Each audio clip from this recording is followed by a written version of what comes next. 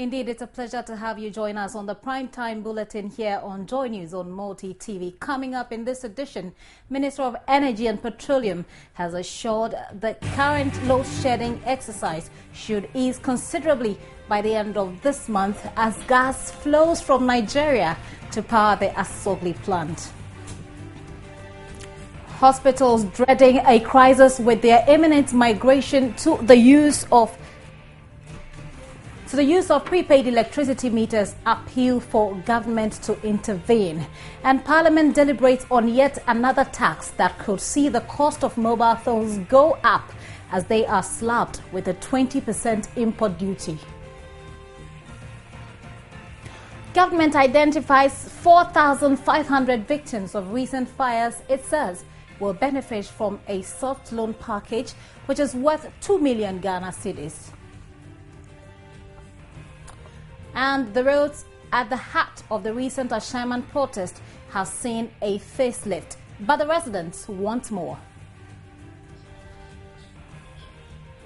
In showbiz, a popular Ghanaian actress has been talking about virginity. We have all these and more coming up in the next hour, if you stay with us.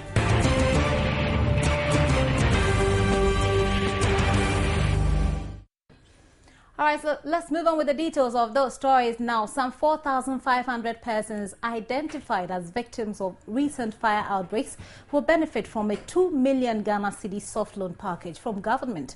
The Gender, Children and Social Protection Ministry, which will be responsible for the disbursement, is also expected to ensure the monies are repaid. This was announced by a Deputy Information Minister, Felix Ufosukwachi, at today's media briefing at the Flagstaff House. Deputy Information and Media Relations Minister Felix Kwachi Ofosu told journalists the number of victims are still being scientifically tested to prevent abuse of the system. A committee has been put in place by the Ministry of Gender, Children and Social Protection. A list of victims grouped into categories in order to facilitate the disbursement of the grants has also been compiled. Levels of grants to various categories of affected victims have been determined. The monies will be paid through banks. Modalities of payment are being discussed with some banks in the country. There's an exercise that is currently ongoing to identify and then screen potential beneficiaries. 3,000 of the victims are in Accra, with the remaining 1,500 in Kumasi.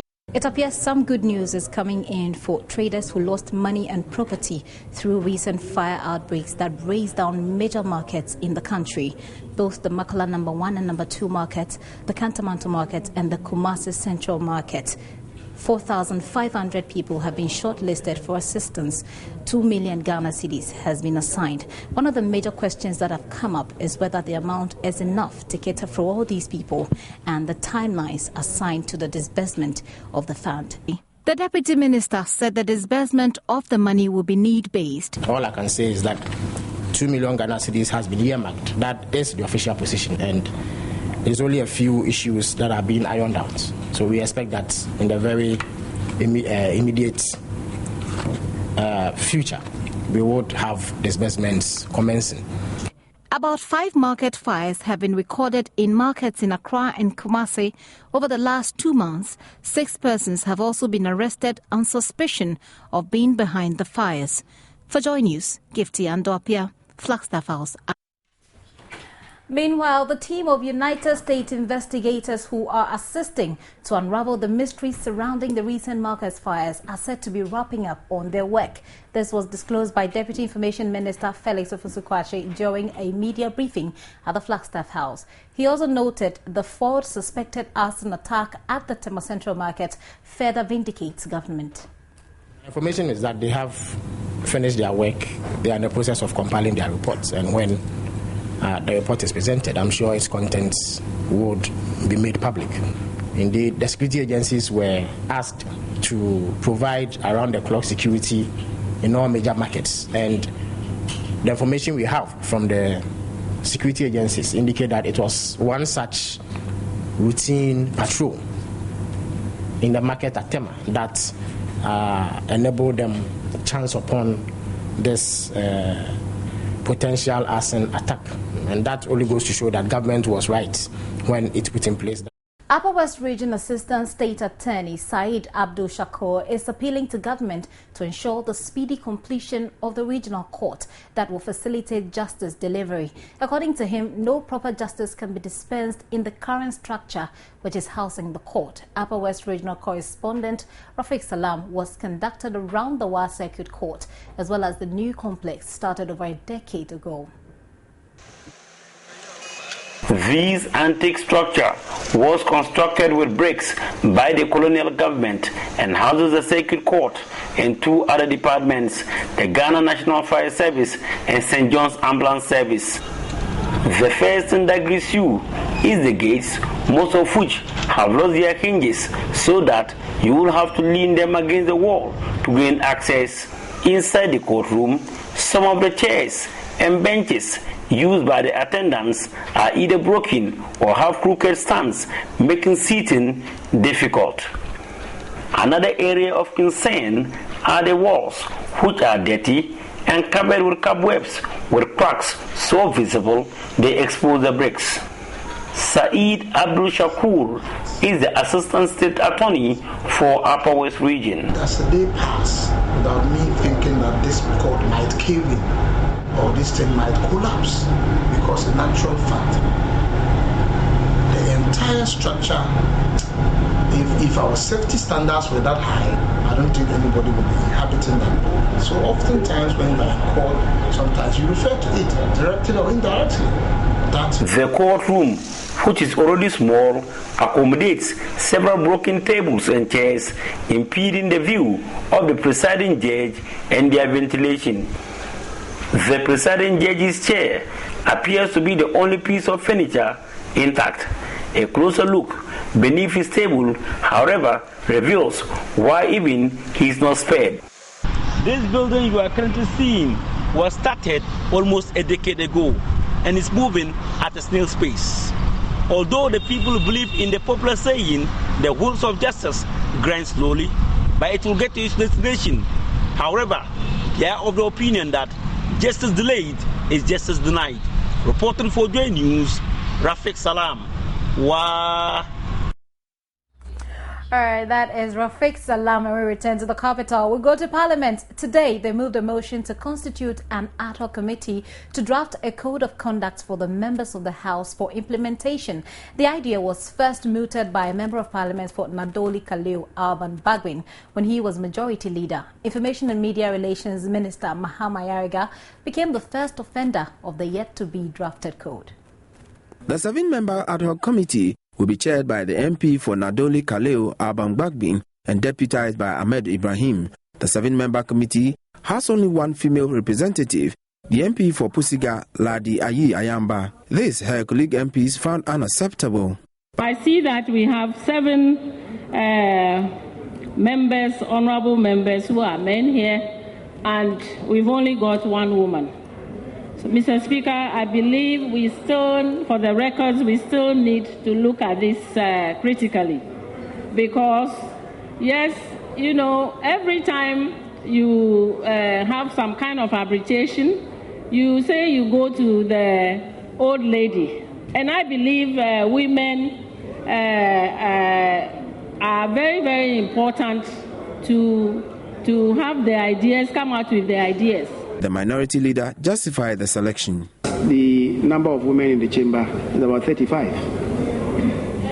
It's 30. It's 30. And 30 is 15-14. That is even more serious. Because, Mr. Speaker, if it is 29 or 30, it is less than 1/7 of the entire membership of the House. If you have a 7-member committee and a 7th is reserved for women, it represents adequately. Even though the new code is yet to be drafted, members were uncharitable towards the Minister of Information and Media Relations, who entered the chamber improperly dressed whilst the discussion about dress code was ongoing. I'm sure there are some flying ties around.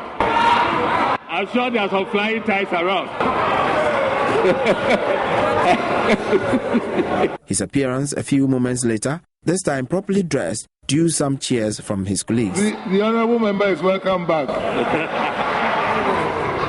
The functions of the committee is to ensure best practices including dress code, speech and behaviours of members in and out of Parliament. The House has existed without a code of conduct since the Fourth Republic. Okay, some fun there in Parliament. Now, considerable work has been done on some of the roads that Ashaiman residents protested over last week, even though they are yet to be tarred. The residents Joy News spoke to, however, appear to be sticking to their 2-week ultimatum for the roads to be completed, but the authorities are urging patience.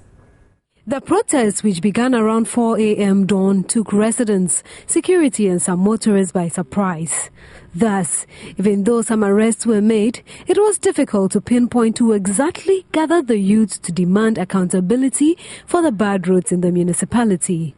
Motorists who commute between Tema and Accra were caught up in heavy vehicular traffic to and from their destination during the protests. Police at the scene became physically confrontational with some of the protesters. A worker at the Ashaiman municipality, Obed Nimo, explained to Joy News and what has changed so far. So serious no assembly netimi aboa ama yasa la anwea afele portus ni nyina ama esie no senior na ekwan no etifes no esie abafo. A walk along the streets confirmed that the problem had been partially solved. At least, what had been described as manholes instead of potholes had been leveled by the laterites. Water had also been sprayed on the laterite road to reduce the excess dust. Mustafa Asmeni Ofer, a driver at the Ashaiman Municipal Assembly, said even though progress had been made since the demonstration, they would not rescind their decision to protest again if after 2 weeks government does not come to their aid. The laterite on it has also solved the problem halfway. During the demonstration, people were saying they gave them 2 weeks, and this Monday, which was just exactly 7 days that we did that. When the road is very bad, we call it potholes. But our road was manhole, not potholes. Seems maybe the drivers are telling the authorities what to do. Meanwhile, they have to tell the drivers what to do. Because maybe most of the drivers are illiterates. We only go in to learn how to drive, the road control and other things. You know, we don't have degree, we don't have masters in community. But master in driving, we know better routes. Daniel Ekuma is the presiding member of the Ashaiman Municipal Assembly. He believes, though the protesters were able to press home their demand through the protest, they should be patient and proceed with caution. This road has been already awarded on contract. Once it is given on contract, we don't do maintenance again. That is the situation. But they didn't understand the situation and felt, no, we must do something about it. Government is serious about our roads. It's the contractor who is failing us. They will come majestically and pose as, good contractors, and after you've given them the contract, then along the line, look, whether we like it or not, these roads are on the heart of government. Definitely they will do it.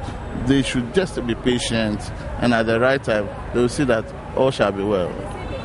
If this road is finally completed, it will be upgraded to a 3-lane dual carriage.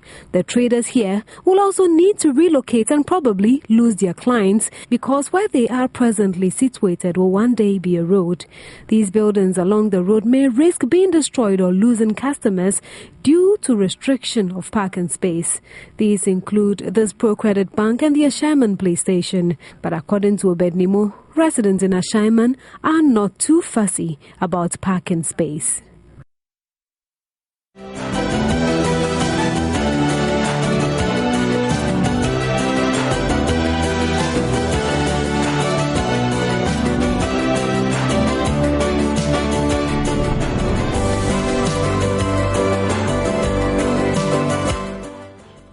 So let's do your report. And our reporter today, Angela, has a problem with drivers who abandon their broken down vehicles on our roads without the appropriate warning signs. Now, this vehicle right in the middle of the road at the Kokomlemle traffic light here in Accra has nothing to show for its distress state except for these stones. Now, such vehicles, apart from causing traffic holdups, also lead to accidents. She is appealing to all drivers to always make sure they put the right signals on the road anytime their car develops faults. So Angela's concerns there, let's try and heed to it. But we'll take a quick break. We'll return with some more stories. Please stay.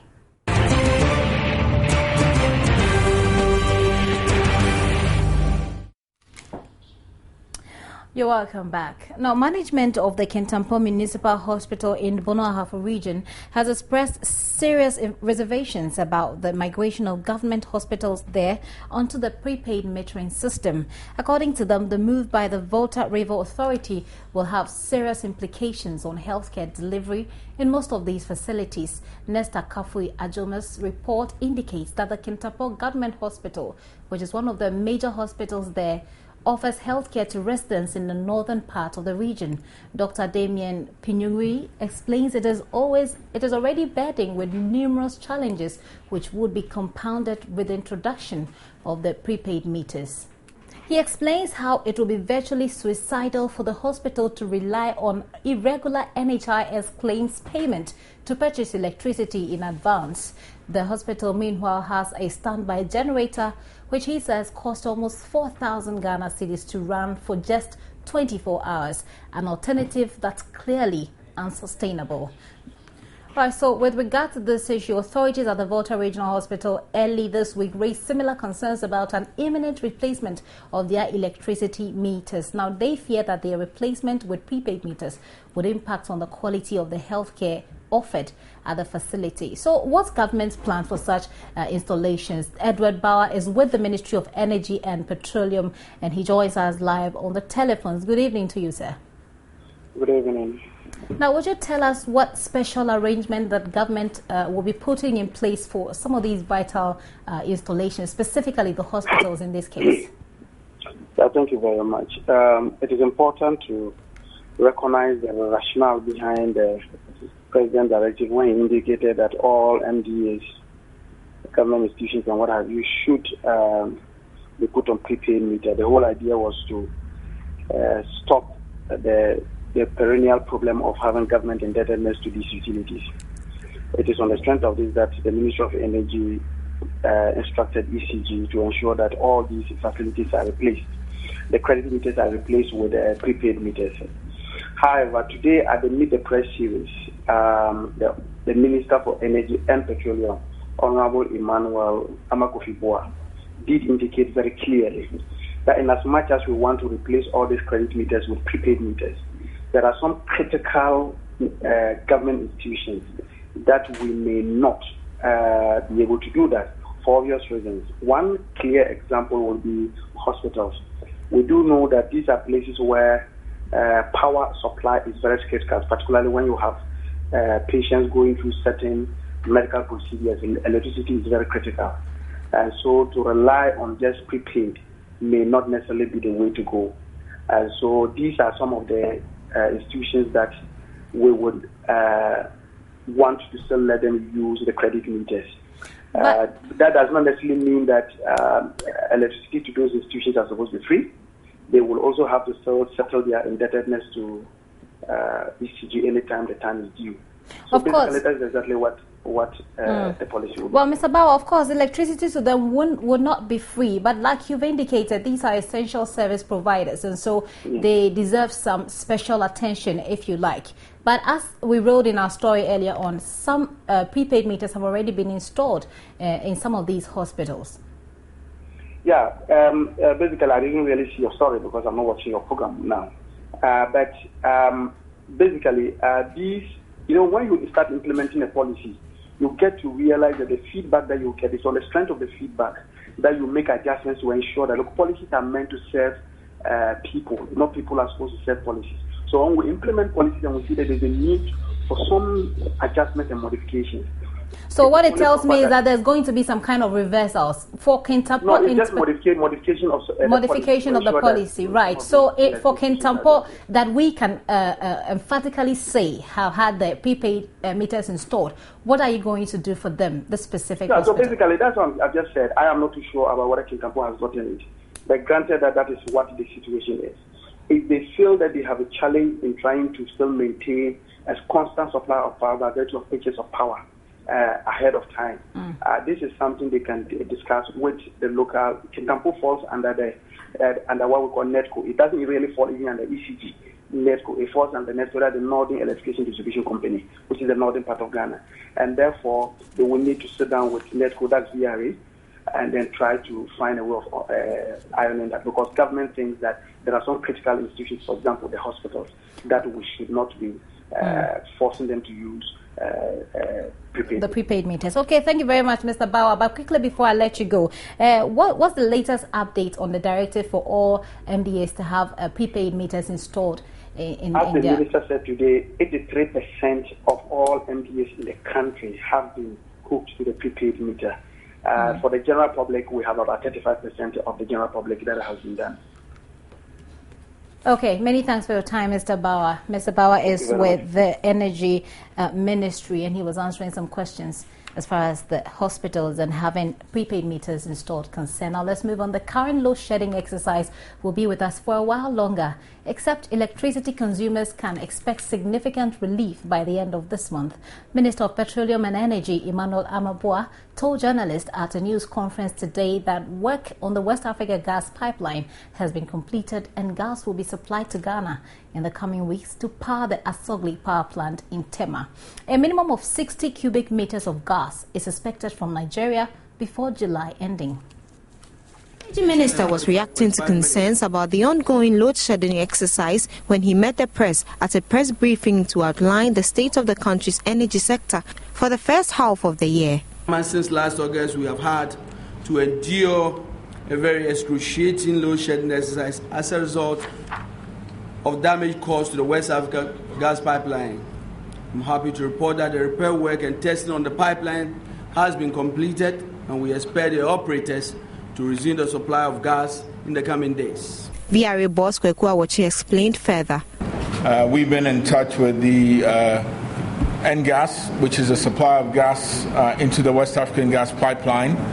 Gas has started to come through the pipeline as we speak. They are opening the valves, we call them the laterals, into Tema, Cotonou, and Lomé.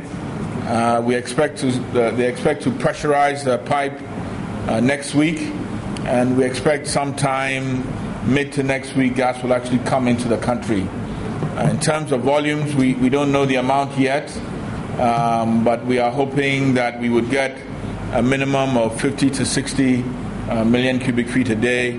It should be enough to allow the Sunon Asogli plant to start and also run an extra turbine. We haven't had a definite amount from Nigeria, but that is the broad expectation. ECG officials also spoke about measures to control power surges and losses. ECG system loss and network improvement project is underway in Accra West and Teshi to reduce total system losses to a maximum of 10%.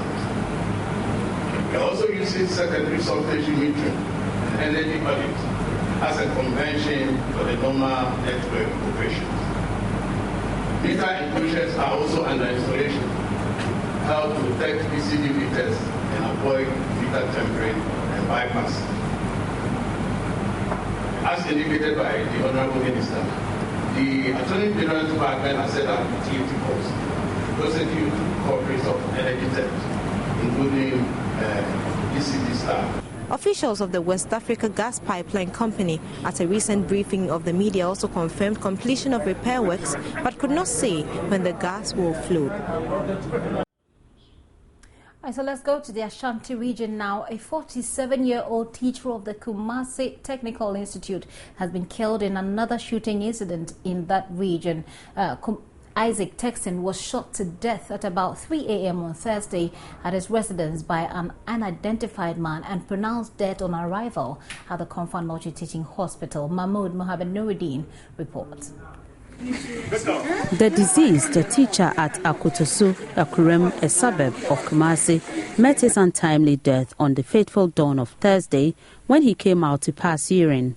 Isaac is said to have had a verbal confrontation with the killer, who was masked before he was shot. The murderer gestured to the deceased wife to keep her mouth shut. but she approached the husband and shouted for help. The unidentified man reportedly disappeared from the scene before neighbors arrived at their apartment. Thomas Kwame is also a tenant in the house.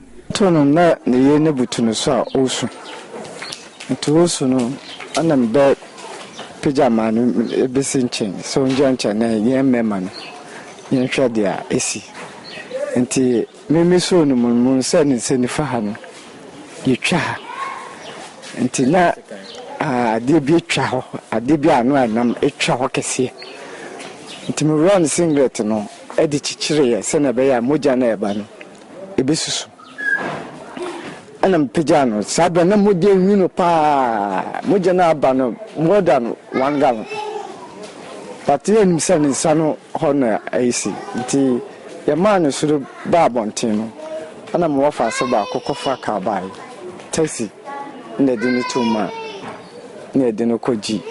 Thomas could not tell the motive behind the attack.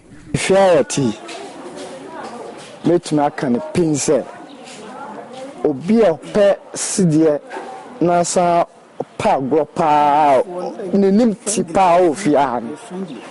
Yes, Papana Yabon to Mr. Texan. But me, my dream, dear. This is say Papa no Pierre na. According to the years of Pio Bejun Soyano, Sir, I'm Robert Sidomonina. In Tobato Sano, no, of Pese Uncle Robin and answer Bibisa, but Sissingame. The deceased was pursuing a master's degree at the Kumasi campus of the University of Education, Winneba. Coming up next is business news.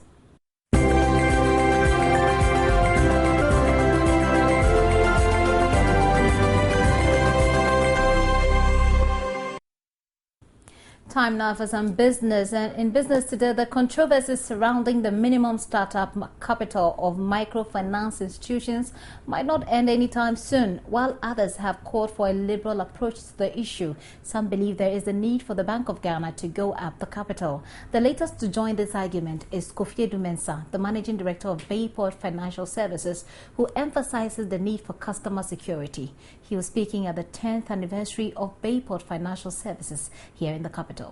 Bayport Financial Services is a non-banking financial institution which has been in operation since June 2003. The company, which provides loans to personnel who draw their salaries from the Accountant General's departments, and other companies such as Gridco, ECG, EC and many others, held its 10th anniversary at its head office in Accra at a celebration dubbed Happy Hour. The Managing Director, Kofi Edu, called for customer security to be made paramount in every financial institution. But the Bank of Ghana, I'm sure, knows what the problems are, the challenges are. So they should institute the necessary restrictions. The security of the customer is what is paramount. We have a scholarship scheme that we established 5 years ago for the children of teachers who are our customers. And as I speak to you, we are caring for about 60 students from tertiary down to secondary level. The company, which has 28 branches across the country, also contributes to society through a scholarship scheme in collaboration with the Ghana National Association of Teachers to provide a full paid scholarship for children from the basic level to the tertiary level. A client of Bayport also spoke to Joy News. They have been so good to me. Their deductions are very flexible. The interest, is so good, not so high as compared to other financial institutions. There are over 200 microfinance institutions in Ghana, and the call for setting a cap on capitalization has become necessary due to the need to streamline financing for small and medium-scale enterprises. So what should you expect when you go to the market tomorrow? Up next is market data.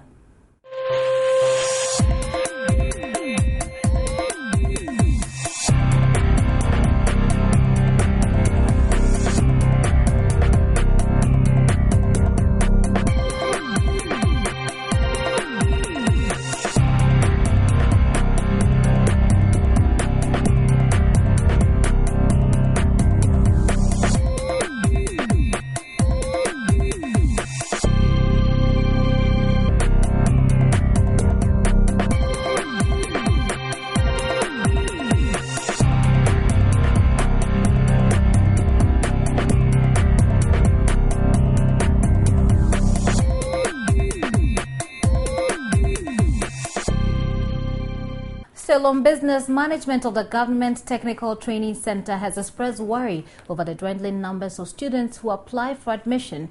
Officials are asking the Ghana Education Service to place them on the computerized school selection and placement system so more school leavers will come their way. The Government Technical Training Center, GTTC, established 45 years ago, has the responsibility of training junior high school graduates in auto mechanics, auto electricals, auto body repairs, welding and fabrication. The center, in spite of its contribution to the motor industry, faces several challenges, including enrollment. Though GTTC has reduced the required aggregate for entry from the BECE holders to 40, admissions still cannot hit the maximum number of 80 the center admits yearly.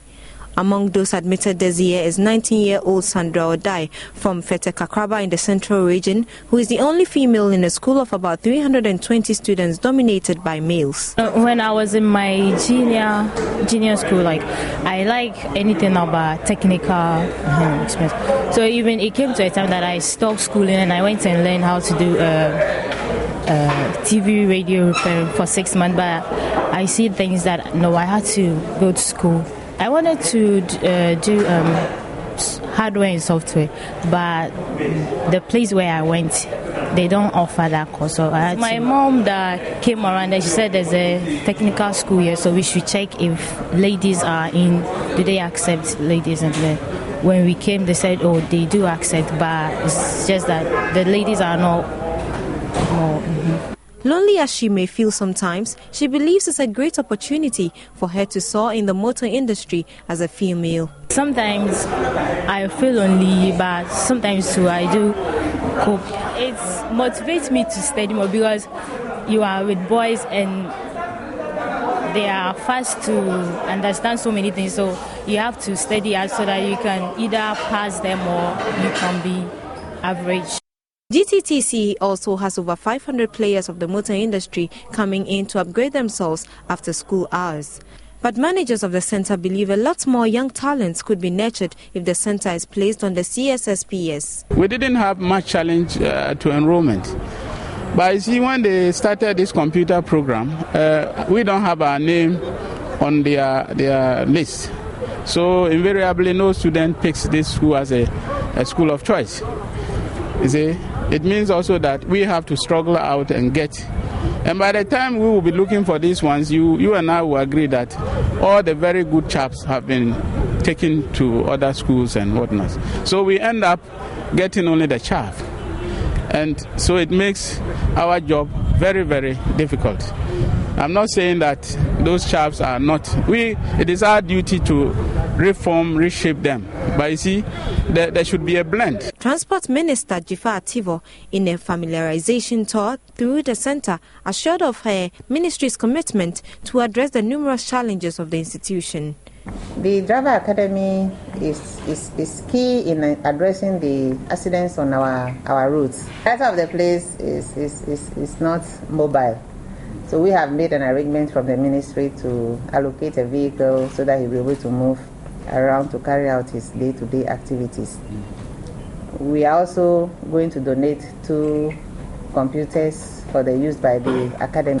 For the Technical Training Center itself, we are going to give you 5 computers. Go along, we'll see how best to come to your aid continuously to sustain the place.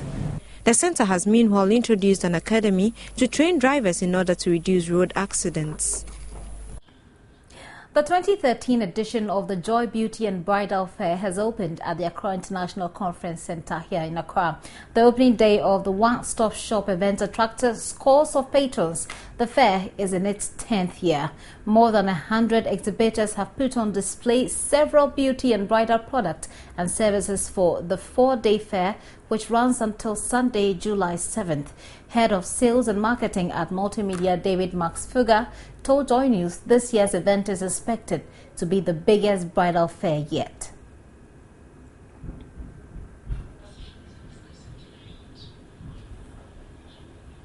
That's it for Business News.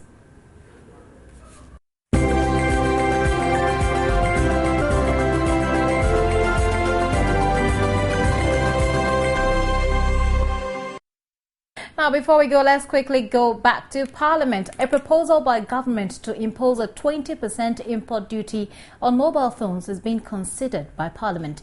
Government argues that apart from the 49.8 million Ghana cedis it hopes to bag in revenue, the tax would also level the playing field for local handset companies. The minority is, however, not convinced and is challenging the rationale.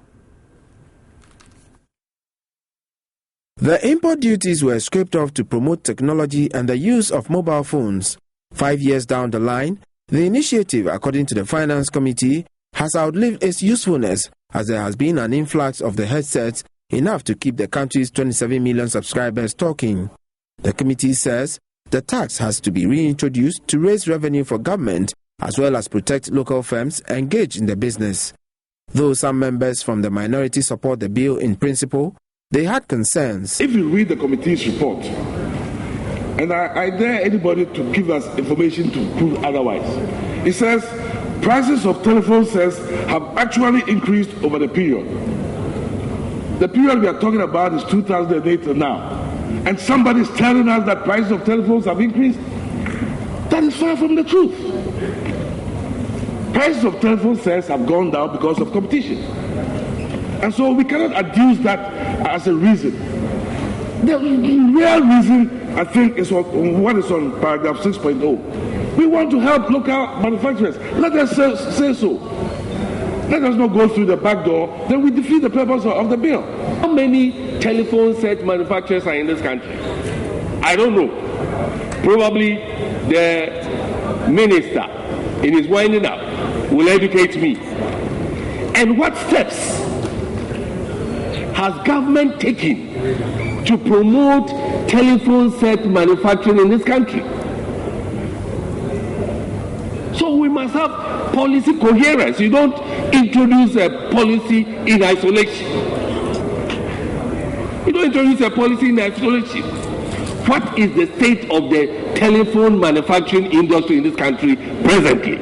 The majority leader appeared to support his minority colleague's stance and urged the committee to factor in those concerns. Revenue generation will be a very significant focus of this bill, but there are indications that they would want to see the environmental aspect reflected in relation to how this revenue would be spent. And I'm sure, Mr. Speaker, at the appropriate time, some amendments on this matter would come. The bill also seeks to review the environmental excise tax on plastic and plastic products from 15% to 5%. All right, that's it for tonight. But before we go, a recap of our top stories. The Minister of Energy and Petroleum has assured that current load shedding should ease considerably by the end of this month as gas flows from Nigeria to power their Sogli plant.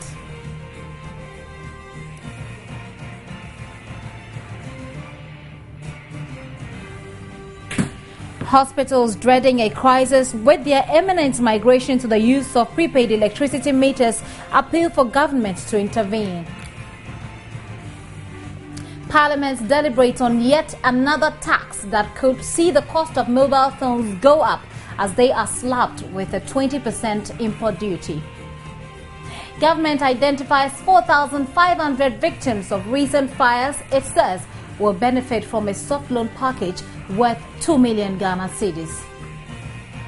And the roads at the heart of the recent Ashaiman protest have seen a facelift, but the residents want more.